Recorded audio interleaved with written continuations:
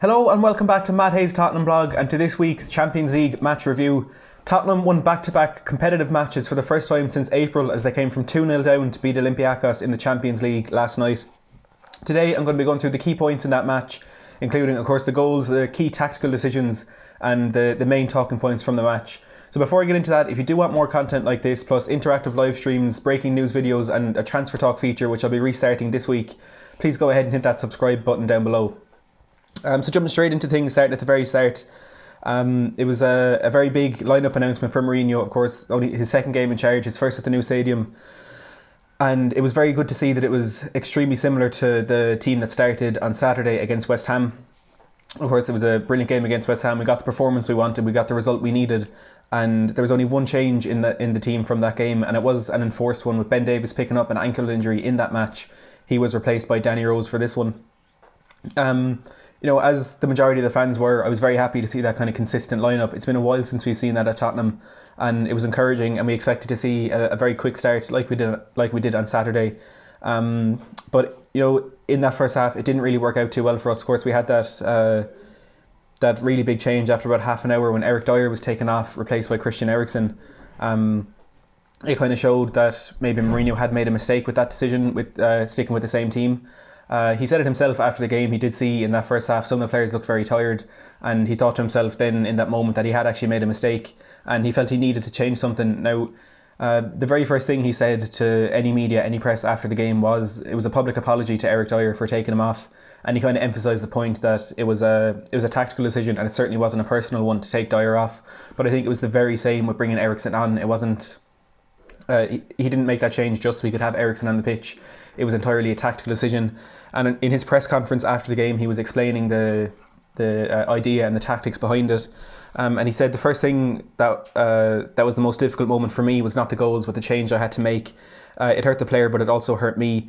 He did say about Dyer, it's important the player understood, and I was fortunate that it was a very intelligent boy who understood it was about the team, not about the performance. And then explaining the reasoning behind it, he said, I felt another creative midfielder in that open triangle was needed rather than the closed triangle with Eric. And he went on to say he apologised to Eric and Christian Eriksen gave him what he needed in that moment. So it was a completely tactical decision. And we're hearing there from Jose that Eric Dyer did understand it. And look, it worked out really well for us in the end. Now, from the first half, it was possibly, it may be a bit harsh to say this, but I do think it was possibly our worst 45 of the season, right up there with that first half against Sheffield United in Pochettino's last game in charge. Defensively, we were absolutely shocking, as seen from the two goals that they scored. We were really sloppy in possession. I thought Dele Alli was back to where he's been all season. And he said it after the game, talking about that substitution. He said it could have been anyone who came off, and he admitted he himself was absolutely awful in the first 20 minutes, but he certainly wasn't alone. And we were just completely losing the game in midfield, which is where we need to be strong, and which is where you'd expect us to be winning this game with players like Dyer and Winks in there. But that sub completely changed the game. As for Christian Eriksen's performance, he started slowly, but ultimately he did produce one of his best performances that we've seen from him in a while. We still had some sloppy passes, some lapses in concentration and a lack of closing down and stuff, but these things were there a lot more than they have been in recent months, and it was really encouraging to see from him. And he did go on, of course, to get an assist later on in the game. Now, as for the goals that they scored in the first half, the first one, a really simple long ball to deal with. Danny Rose, I'm not really quite sure what he was thinking. That's the one just headed out to touch, let the defence reset, and you can defend the next situation. But I don't know if he tried to control it or if he tried to pass it into Sanchez. I don't know what it was, but it was a really poor touch from him, and he gave the ball right to El Arabi. And I suppose as for Rose's performance, he seemed to be right in between those two kind of situations where he was attacking down the left, but also playing that role that Ben Davies played against West Ham, where Serge Aurier was pushing right on into a right wing position and Rose was filling in a left centre back role. And when he was playing in that defensive position, which is where he was for their first goal, you could see that position suits Davies a whole lot more, and we could see a lot more of Davies in the first team during Mourinho's time at the club, because it just didn't suit Danny Rose at all. But back to the goal, as the ball came to El Arabi, I'm sure they wouldn't know all of these players inside out as they would in the Premier League, but Harry Winks really sold himself trying to get back goal side of El Arabi, and he cut in onto his left foot, and Alderweireld came charging out and he tried to get the block in, but it was a fantastic finish from El Arabi. Sanchez didn't make too much of an effort to put the block in, but I'm not sure it would have made much of a difference if he did. And there was a few questions about Gazaniga and his footwork in trying to keep that one out. But I don't think you can blame him at all. I think it was a really good strike from El Arabi. And it was a goal that Olympiacos deserved with the way they'd started, and it was a big setback for us. And the crowd for the entire 90 minutes last night were absolutely exceptional. They were singing from first minute to last. When that first goal went in, when the second goal went in, they just kept on going. And a chorus of "Come on, you Spurs" seemed to be ringing around out the stadium every 5 or so minutes. But things didn't improve on the pitch just yet. We had to go 2-0 down inside 19 minutes, which was, it wasn't in the script at all. It was a really strange one, a really confusing one. But for the second goal, it was Dele Alli who gave away the ball in midfield. Olympiacos broke down the left, put the cross in. It was cleared out for a corner. And, again, we've conceded a goal from a corner. Ogbonna scored from one on Saturday, and now Ruben Semedo for Olympiacos. And the defending from this corner it was absolutely pathetic, because the cross, it looks as though it was completely mishit, because it came in really, really low. And you always want a player, a defender, to be that first man to meet the ball, sitting in that space in between the men in the box where the corner has been taken. And usually for us that is Harry Winks, which it was in that moment as well. But the attacker, I'm not sure who it was, got out in front of him and managed to flick it on. And in fairness, the flick was good because it was right in between the defensive line and the goalkeeper. But it managed to run past 3, 4, 5 defenders before Ruben Semedo came sprinting in at the back post to just tap it in. And even Dele Alli, who was at the other side of it, didn't run past him, but he was standing maybe a yard or two further back than Semedo. When he did get the touch, he was completely flat-footed and he didn't approach the ball at all. He was kind of waiting for it to come to him so he could clear it. And we were obviously punished for that, really, really slack defending. And Olympiacos, from then, they continued to play kind of well, but they weren't creating as much, because they thought, look, we have a 2-0 lead now, let's just hold on to this. And with the way we were playing, it never looked as though we were going to score 1 goal, not to mind 3, in order to turn it around. But we got a massive stroke of luck before half time when the Olympiacos defender Meria completely messed up his clearance from Aurier's cross, and Dele Alli was able to tap in inside the 6-yard box. And it was a decent delivery from Aurier, again in between that defensive line and the goalkeeper. But Meria was perfectly positioned to clear that, and I'm not sure if he took his eye off the ball or if it took a weird bounce. Whatever it was really poor defending. It just bounced under his foot. And Ali, good reactions from him. In that position, you're not expecting the ball to come to you. It's really easy to not get a proper connection or completely miss the ball as well. But he got a really good connection on it. And once he did that, it was a really simple finish. Just had to hit the target. And we were back in the game before half time. And as the commentators were saying, for the last 20 minutes of that half, it was really important for Tottenham to get that goal before half time, and it would have completely changed the mood in both dressing rooms, because the momentum had shifted and Olympiacos knew they had a game on their hands in that second half. And when we did come out in that second half, it was a completely different game. We were passing the ball a lot quicker, we were much more comfortable defensively. We did concede some chances to Olympiacos. They did have 1 or 2 moments where they probably could have added to their lead, but thankfully they didn't. And there were some players in that second half, the 3 players who I've been criticising the most this season, and not just me, the majority of the fan base have been criticising the most this season, in Dele Alli, Christian Eriksen and Serge Aurier. I thought they were all outstanding in that second half, and they were probably the best players on the pitch, and Harry Kane as well. No one's ever questioned his ability, the class that he has, but he has been a bit, his form has dropped a bit this season, but he was back at his best.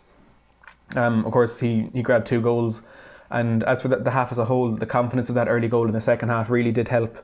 But it would have been easy to, I wouldn't say to lose concentration, but to kind of get a bit maybe overconfident when we did get that goal back early and just think, yeah, the goal will come. But they kept on going, they stuck to the task superbly. And I think that first goal kind of summed up where we want to be as a team. We were defending a free kick, and it ended up in Gazaniga's hand. There could have been something from that for Olympiacos. There was a slight touch ahead of Gazaniga. I think he did well to deal with it. Then he played that long ball forward, and Olympiacos were in possession. Really good closing down from Lucas to get that challenge in high up the pitch, and it went out for a throw. And then the famous moment from the ball boy is he sprinted onto the pitch, gave it to Aurier, and Lucas alive to that as well. Aurier throwing it down into the inside right channel for Lucas, cutting it back to Harry Kane, who had a bit of luck with the finish, to be perfectly honest. He hit it from his right foot onto his left and just looped up into the corner, agonisingly close to the keeper, who just couldn't stretch his hand back. But as Jose Mourinho said himself, it was the ball boy who deserves a lot of the credit for that. And he said in his press conference afterwards, to do that you have to be a very good ball boy. He said during his time as a ball boy between 10 and 16 years old, he was really good at it. But he was saying the ball boy read the game very well, and he wasn't looking at the stands or being distracted. I wanted to invite him to the dressing room to celebrate with the players, but he had disappeared. And I'm sure that's a moment the ball boy will remember forever. Such a key moment, and Mourinho going over and embracing him during the celebrations as well. And I think Olympiacos were just stunned by how quickly we managed to turn that game around. A lucky goal at the end of the first half and a deserved goal at the start of the second, and they never looked likely to regain the lead or to even hold on to the point at that stage. And it was all about us just keep pressing, keep at them to get that goal that would send us through to the last 16. And it was about 73 minutes when we did get that goal that put us ahead. Dele Alli inside in the box, some really good footwork to create the space to get the cross in. And look, there was a lot of luck with that cross, and that Son managed to get that slight touch in it, which took it away from the defender. But when it came to Serge Aurier at the back post, a remarkable finish. I mean, that's not easy at all, taking the ball on the bounce with the outside of his boot, and he wasn't going for accuracy or anything. It was pure power, and it just nestled in the far corner perfectly. And that is his first goal of the season. Should be a second, that one at Leicester, but that's over now. It was a really good finish from Aurier, and a lead that we certainly deserved given the character and determination that we did show to turn that game around. And then it was a historical moment from Harry Kane to get that fourth goal. And in order to win that free kick, actually, I noticed Dele Alli was a really good run down that left hand side. It was Pedense, who's one of the quickest players personally I've ever seen, was chasing him back. And we've been talking about Ali recently. He looks lethargic. He looks as though that the hamstring injuries he's had are playing on his mind. He's not out and out sprinting too often. He's not running with the ball, but he was last night. He was away in on goal with that one if Pedense hadn't tripped him up. And then a trademark Ericsson delivery from a few years ago, putting it right into that space where whoever gets a touch on it, whether it's a defender or an attacker, it's going to cause problems for the keeper. But Harry Kane just a little flicking it down into the ground, no chance for the goalkeeper. And Kane became the fastest player to 20 Champions League goals, just 24 games to get 20 goals. The previous record held by Alessandro Del Piero, who did it in 26 games. But the records are just falling left, right and centre when Harry Kane is around. And it was the perfect night, I suppose, to welcome Jose Mourinho to the Tottenham Hotspur Stadium. Got off to a really bad start, but a typical Jose sub from half an hour. It was a bit harsh and dire, but as he's been saying, he understood it. He apologised to the player, but it was a ruthless substitution to make, and it completely changed the game. And that's something that Pochettino was often criticised for. He always sticks to his main plan. He doesn't seem to have a plan B. But with Mourinho, it's completely different. He made that sub as soon as he saw it needed to be made, and thanks to that, we are through to the last 16 of the Champions League. Look, as always, don't forget to leave your comments down in the comment section below, your opinions on the game and that sub in particular, and who your standout performers were on the night. If you have enjoyed this video, please don't forget to give it a big thumbs up and subscribe to the channel if you haven't already. Thanks for watching.